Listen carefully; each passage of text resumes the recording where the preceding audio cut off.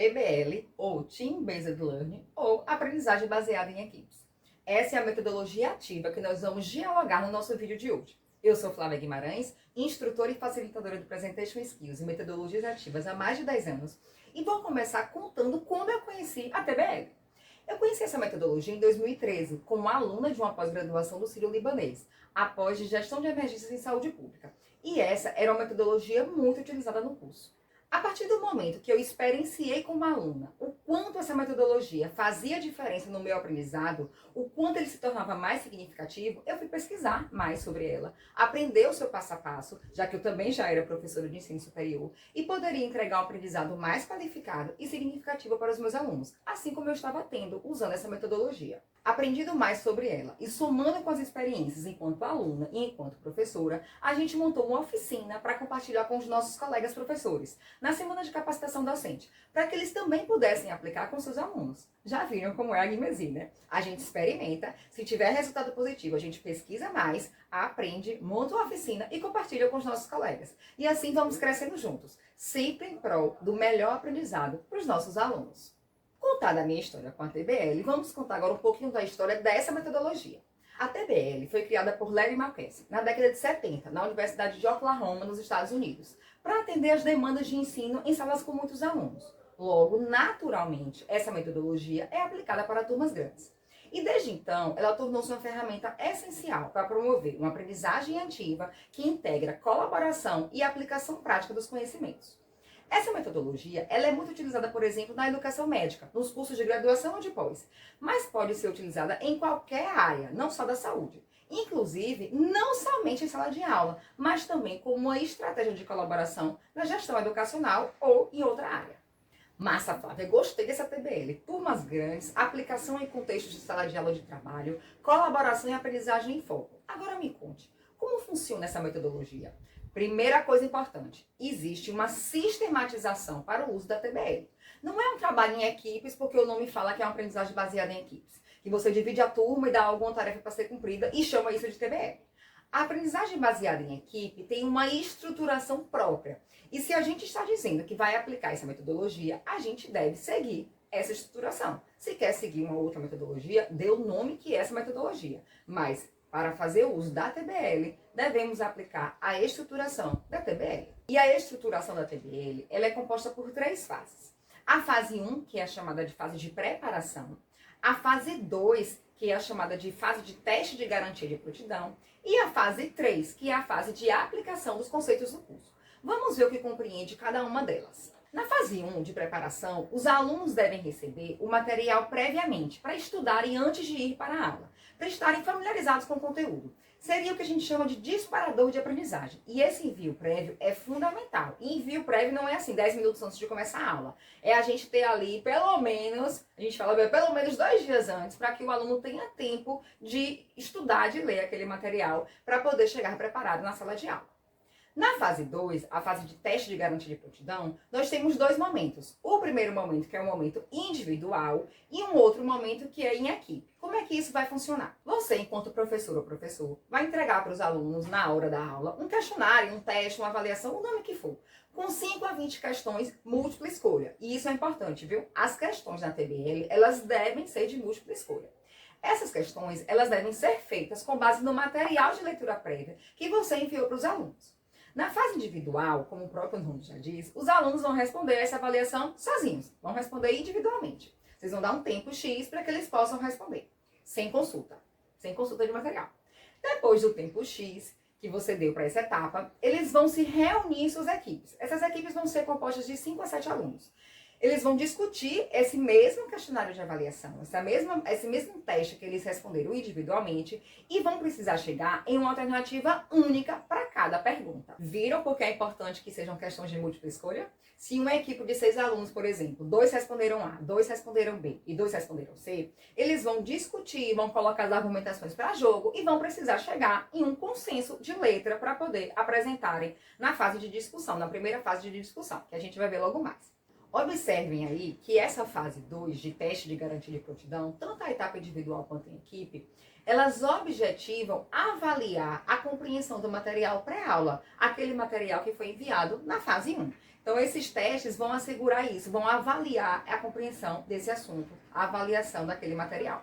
Depois que finaliza o tempo dado para a equipe, discutirem as respostas e encontrarem a resposta para cada pergunta, é hora da primeira grande discussão, que você, professor, deve entrar como um facilitador ou facilitador. É hora de passar questão a questão, coletar as respostas que cada equipe deu e discuti-las.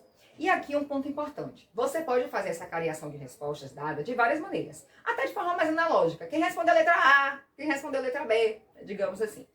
E também utilizar as ferramentas que a gente tem hoje aí ao nosso dispor. A gente tem Kahoot, Socrative ou qualquer outro software próprio para coletar respostas. Enfim, as possibilidades são diversas. Sejam analógicas ou sejam tecnológicas, não é desculpa para poder a gente não implementar a TBL na nossa sala de aula. Passada todas as questões e já vistas as respostas certas e os porquês, que aqui é importante que nessa discussão da alternativa correta, o porquê sim, o porquê não, qual é a argumentação, porque a ideia aqui é que a gente possa ir aprofundando. Passado isso, a gente vai para a terceira fase, que é a de aplicação dos conceitos do curso. É hora de os estudantes pegarem o que aprenderam e aplicarem em algum caso concreto, aplicarem na resolução de problemas reais. Depois disso, depois de eles fazerem essa aplicação em um caso concreto, segue-se uma nova rodada de discussão. Agora sobre a aplicação nos casos. E, de novo, o professor deve entrar nessa discussão como um facilitador. E você pode estar aí se perguntando, o que é esse professor facilitador? Que Flávia já falou que precisa ter na fase de discussão 1, na fase de discussão 2. Eu resumiria esse professor facilitador em 3 pontos essenciais. Primeiro, o professor não deve dar resposta de certo ou errado, principalmente na etapa de testes, seja individual ou em equipe. Nessa etapa, ele deve ir circulando, vendo, ouvindo as discussões, acompanhando a dinâmica da turma. Segundo ponto essencial, nas etapas de discussão, o professor facilitador, ele deve estimular que os alunos deem as respostas, formular e reformular as perguntas quantas vezes forem necessárias para maior clareza dos alunos. Fazer perguntas abertas, perguntas envolventes, que estimulem o raciocínio dos estudantes. E o terceiro ponto essencial é a gestão do tempo. Cada fase da TBL, ela deve ser planejada de acordo com o tempo que você tem destinado para dar sua aula, de modo que todas as fases elas sejam cumpridas e que os alunos eles saiam com o alcance dos objetivos de aprendizagem que foram definidos. Isso, gente, é fundamental. Os estudantes perceberem que saíram com um aprendizado tangível. Aqueles objetivos de aprendizagem que foram estabelecidos, eles conseguiram alcançar por meio dessa metodologia. Daí eles percebem o quão significativa e o quanto de acréscimo eles tiveram no seu processo formativo, no seu processo de construção do conhecimento. Agora, algumas dicas para você implementar a TBL com sucesso na sua sala de aula. Primeiro, forme equipes heterogêneas, nada de panelinhas, grupinhos de amigos. Pode, inclusive, utilizar dinâmicas para poder fazer essa mistura dos grupos. Essas equipes, elas devem permanecer juntas por um longo período de tempo. Então, por exemplo, se a gente está falando em uma aula de graduação, que a gente tem ali um semestre com uma turma, com uma disciplina, nos primeiros dias de aula, a gente já vai fazer ali uma dinâmica. Pode ser, por exemplo, a cidade que a pessoa nasceu, o time de futebol, fruta que mais gosta. Enfim, existem várias dinâmicas por aí. De modo que a gente mescle, que a gente diversifique esses grupos. Essa diversidade nos grupos, ela é muito construtiva no processo de aprendizagem. Segunda dica, certifique-se de que o material prévio, ele seja claro e relevante. Vocês já viram que esse material, ele vai ser o disparador para toda discussão. Então, não deve ser só um proforme. Tá falando que eu tenho que mandar um material previamente. Eu vou mandar qualquer um que não tem nada a ver ou tem pouco a ver com o que eu vou aplicar de questões. Não devemos fazer isso. Na TBL, a fase 1, fase 2 e a fase 3, elas estão conectadas, elas têm uma interdependência. Então, o material que eu vou enviar na fase 1, ele deve ser a base para poder eu montar minhas questões e o caso da fase de aplicação deve ter uma associação entre eu vou aplicar de acordo com aqueles conceitos que eu aprofundei na fase 2, na fase de teste de garantia de prontidão, ok? Terceira dica, utilize questões desafiadoras para estimular o pensamento crítico. Reformule, reformule, reformule quantas vezes for necessário para maior clareza, para que a gente possa estimular o nosso aluno a sair da zona de não vou falar e poder se expor, e poder se expressar e poder compartilhar ali os resultados para aquelas perguntas que foram feitas. Outra dica, promova um ambiente de respeito e de colaboração. Estimule a participação de todos os estudantes e responsabilize cada aluno individualmente. que é isso? É importante que cada aluno saiba que ele pode ser chamado a qualquer momento para defender a resposta da equipe. Na hora que a gente está fazendo ali a cariação das respostas de cada pergunta, eu posso pedir para um aluno X, Y, Z. Não tem um aluno só que vai ficar representante da equipe para poder falar. Então é importante que eles saibam que a qualquer momento eu posso chamar o aluno XYZ para defender a resposta da equipe. E nesse momento de resposta, ele também pode apresentar os consensos que precisaram ter, as argumentações. Alguns falaram que era essa letra, mas aí a gente ponderou por isso, por isso, por isso, por isso, e aí a gente definiu essa letra por isso, por aquilo outro. Isso mostra para eles que a responsabilidade é individual e que o indivíduo, dentro dessa responsabilidade, ele contribui com a equipe como um todo. Esse senso de responsabilização, ele faz toda a diferença nos resultados alcançados com essa metodologia. Perceberam como a TBL integra teoria e prática de forma dinâmica, além de melhorar a comunicação, o pensamento crítico e o trabalho em equipe. Já usa essa metodologia? Quer começar a aplicar?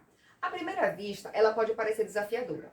Mas a prática é a melhor maneira para aprender não só a aplicá-la, mas também a ser um bom ou uma boa facilitadora.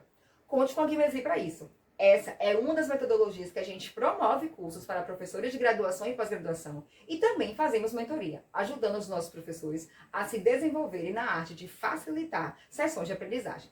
Até o próximo vídeo e se cuidem!